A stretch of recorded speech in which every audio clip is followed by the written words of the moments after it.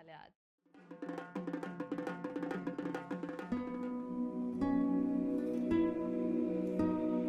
ही गोष्ट आम्हाला खूप आवडते दोघांना, की आमच्या दोघांच्या फॅमिलीज खूप छान हे झाल्या एकमेकांसोबत. मग काय बघण्याचे कार्यक्रम झाले, मग काय म्हणतात याद्या झाल्या. मग त्याच्यानंतर आमचं असं ठरलं की एकदाच करायचं काय ते, 2-2 वेळा काय नाही, एंगेजमेंट वगैरे काही नाही, एकदाच.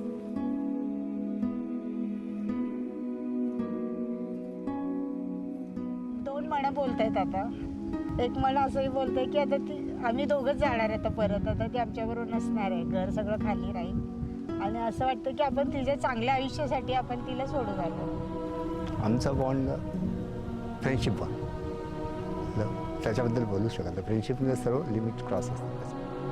मी बघितलं काल पण संध्याकाळी इव्हन सकाळी मी तुम्हाला कॅप्चर केलंय. मला पण कॅप्चर करताना मी पण इमोशनल होतो.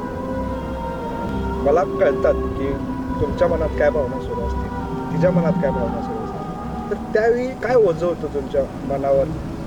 नाही, अक्षता पडत असताना जे अश्रू आले ते आनंदाश्रू होते. आपला बॉन्ड जरी कितीही असला, शेवटी एक दिवस हा प्रसंग सामोरं जायचाच असतो. ते आपल्यापासून दूर जाणार आहे हे एक मोठं वाईट वाटतं, परंतु तिचा संसार चालू करते त्याच्याबद्दल आनंद असतो. हे मिश्र भावना असते. एक बाजूला सुख पण एक बाजूला दुःख पण, असं दोन्ही प्रसंगात आम्ही सामोरे जातो. असं म्हणजे तिचा सहवास आम्हाला आता सतत मिळणार नाही. हे एक घर खाली होईल आमचं. ती येताना सगळं घरभर फिरून भिंतींवर हात फिरून वगैरे आली आहे. ते एक वाटतं की ती आता तिच्या घरातमध्ये तिचा वावर नाही राहणार.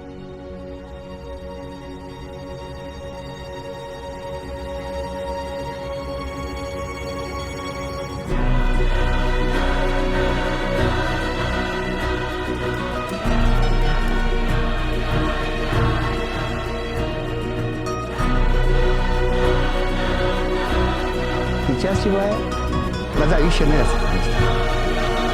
जेव्हा मी एकमेकांच्या गळ्यात हार घाली, ती माझ्यासाठी खूप भावनिक मोमेंट आहे. एकदम घट्ट माझा सुटायला नको.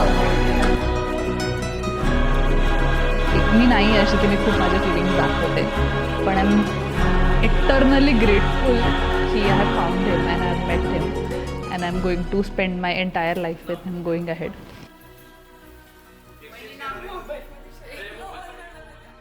हे ठीक आहे, इमोशन्स सगळे आहेत, त्या तर आहेतच, त्याच्यामध्ये नो डाऊट.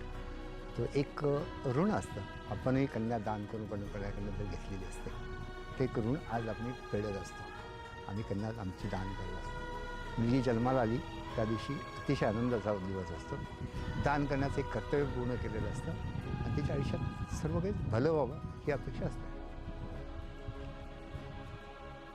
सासूबाई माझ्या प्रेमळ, जाऊबाई माझ्या हौशी. तुषार पाटील रावांचं नाव घेते गृहप्रवेशाच्या दिवशी. माझ्या घरी जसं आनंदी वातावरण, तू जिथं जाशील तिथं आनंद निर्माण कर. बस एवढंच.